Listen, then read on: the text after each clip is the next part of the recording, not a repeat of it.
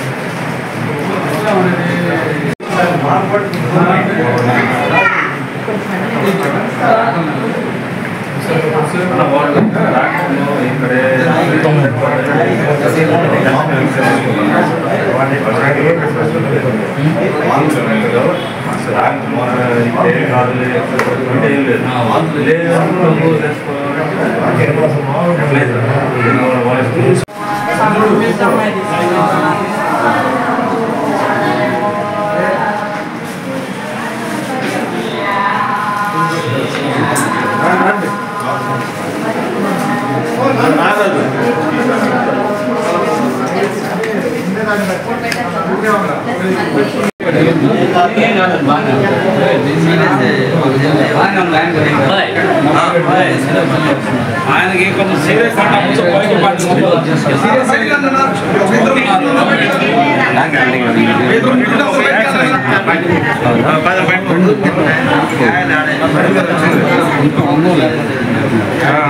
తలకి